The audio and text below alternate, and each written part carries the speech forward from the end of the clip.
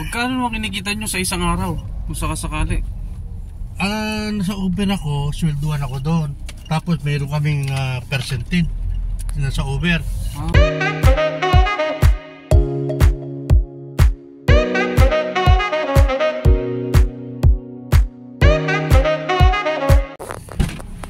What's up guys? Ay, may tubig. Meron. Alam ko lang. Pakakuhawin ka din. Ayan. Papunta na po kami sa migrant office. Si Kuya nandito, kasama natin. Shoutout ka Kuya.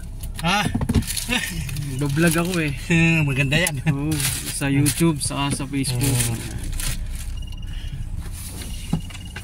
Gusto mo pasama palestira nung ka-abroad yan. Marami rito. Sakali munlad pa.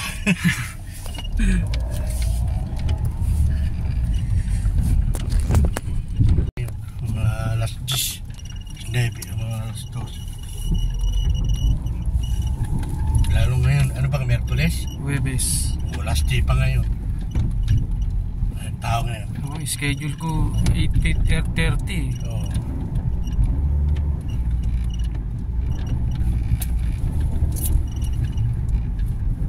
Ang oras na yung pasok nyo? Ganitong oras din pag may tawag? Anytime ako pag may tawag. Anytime. Kahit madaling araw. Punta sundong airport. Magkano naman kinikita nyo sa isang araw kung sakasakali? Nasa Uber ako, swelduhan ako doon.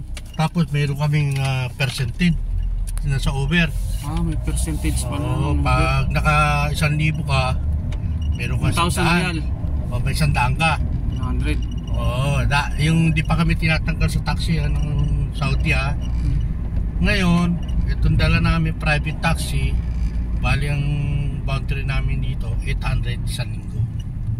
800 isang linggo? Ano yung... Kami namin kita, parang sa atin, parang nagba-boundary. Ang boundary nyo?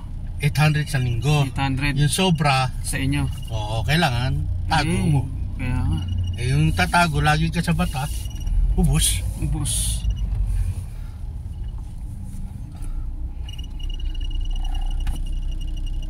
Marami naman tao dito sa bata pagkasunduhan. Marami naman tao dito sa Riyadh. Hindi naman nawawala. Tsaga ka lang dito. Kaya ang biyahe ko, Polo, Embassy, Mopa, Bata, Champ of Commerce. Yan. Lalo na yung mga yung kukuha ng mga, kasi lahat ng magbabakasyon dadaan na ngayon sa Polo. Opo, kailangan magpa-verify. Verify na ngayon, at saka hindi kagaya dati sa Pilipinas. Kasi dati sa Pilipinas na yung employer, hindi kilala. Yung pupunta rito. Ngayon ginawa nila, beverify na dito na may kumpanyang babay ka rito. Kaya yun ang ibibigay yung yung sa liit sa kumpanya, ganyan. Pero maganda rin yun kasi lalo na pag transfer ka ng kumpanya. Yun, isa pa yun. Yun ang maganda rin, pa-verify talaga ng kontrata. Hindi kagaya dati sa atin. Ngayon nga lang ako nakaranas ng transfer ng kontrata kaya sabi ko lalo na kontrata kasi ginawa yan, naglipat ka tapos yung kontrata wala sa atin. Sabi pagka hindi ka nagpa-verify, hindi ka makakabalik dito, mahirapan ka. Makakabalik ka pero lalakarin dito ng kamag-anak mo, kumpanya mo. Sila yung maglalakad. Kagaya yung sakay ko, inabot ng bakasyon. Kabukasan be-verify niya yung kontrata niya. Umuwi siya. Ngayon babalik na siya, hinahanapan siya ngayon.